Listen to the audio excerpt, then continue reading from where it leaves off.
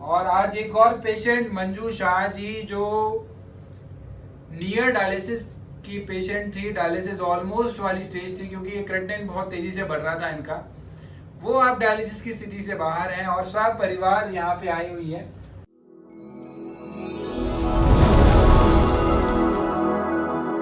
Mrs Manju Shah से, जो कहाँ से आते हैं आप? उत्तरकाशी, उत्तराखंड से। हाँ जी, हाँ जी। उत्तराखंड उत्तरकाशी से आए थे और लगभग 4 महीना पहले आए 4 थे महीने पहले। और किडनी की समस्या से जूझ रहे थे ये। क्या क्या तकलीफ हो रही थी उस समय आपको? खाना हजम नहीं होता था, वीकनेस बहुत ज़्यादा थी, उल्टी? थकान बहुत ज़्यादा होती थी, खाना खाते ही उल्टी होती थी और बहुत ज़्यादा वीकनेस थी, मैं खड़ी भी नहीं हो पाती थी। अभी कैसा लग रहा है आपको? अब तो फिजिकली फिट है? बिल्कुल बिल्कुल फिट हूँ। अब इच्छा कर रही है, काम करने की इच्छा करती है, खाना खाने की भी इच्छा करती है, खाना खाती भी खूब हूँ और घूमती भी खूब हूँ। नॉर्मल लग रहा है? जी, बिल्कुल ऐसा लग ही नहीं जी, रहा होगा। जी, जी, बिल्कुल। आप तो साथ रह रहे हैं, हम आपको साथ रह रहे जी, बहुत जी। अच्छा लग रहा है जी, अब तो बहुत पहले अच्छा तो लग हमने रहा तो है। आस ही छोड़ती थी एक बार को। अच्छा। हमने कहा शायद नहीं ठीक हो पाएंगी हाँ, कभी भी। अच्छा। मैं तो समझ रही थी कि अब मुश्किल ही खड़ी हो पाऊंगी कभी। ऐसा क्यों सोच रहा था कि मुश्किल ही खड़े हो पाओगे? हालत मेरी ऐसी हो गई थी, बहुत ज़्यादा खराब हालत हो गई थी, मैं खड़ी भी नहीं हो पाती थी। मुझे टॉयलेट बाथरूम जाने के लिए भी लोगों का सहारा लेना पड़ता था, 2-2 3-3 जने पकड़ के ले जाते थे। अच्छा। जी, इतनी वीकनेस थी मुझे।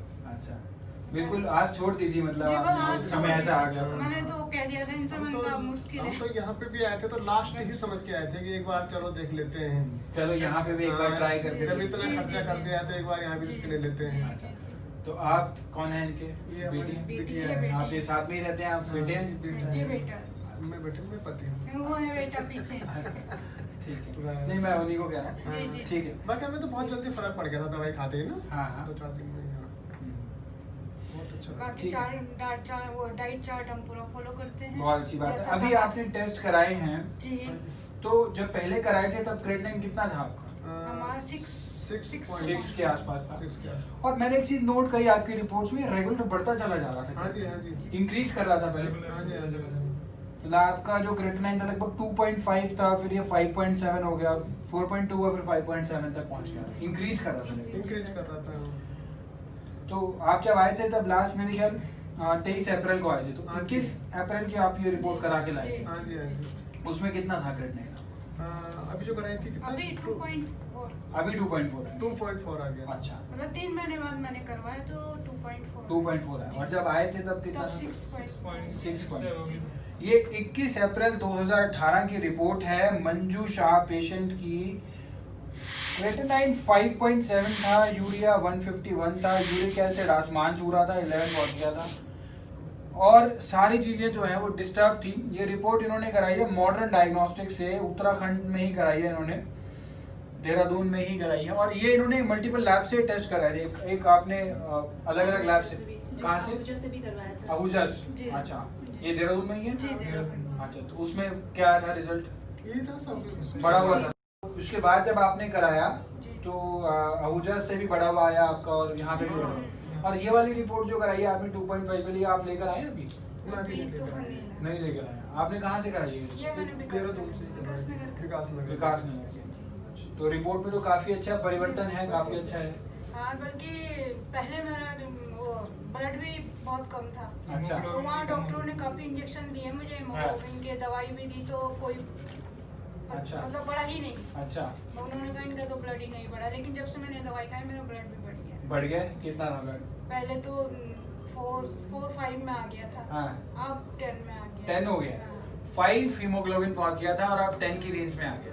विदाउट इंजेक्शन, विदाउट रेथोपोर्टिन के इंजेक्शन जो लगाए जाते हैं जिसके हीमोग्लोबिन के साथ साथ क्रेटिनिन भी बढ़ जाता है, वो भी ऐसा कुछ नहीं लगवाते। बहुत अच्छी उन्होंने चीज तो है। बहुत इंजेक्शन लगवाए हीमोग्लोबिन के, उससे नहीं बढ़ रहा था। लगवाए, दवाई भी दी। बाद में उन्होंने कहा भाई आपको तो बढ़ी नहीं रहा, हाँ।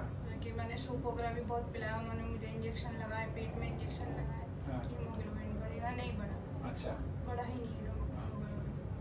ठीक है। बाद में यहाँ की दवाई खाई तो बढ़ गया। बढ़ गया हीमोग्लोबिन, बहुत अच्छी बात है। और पहले और अब में तो बहुत फर्क है।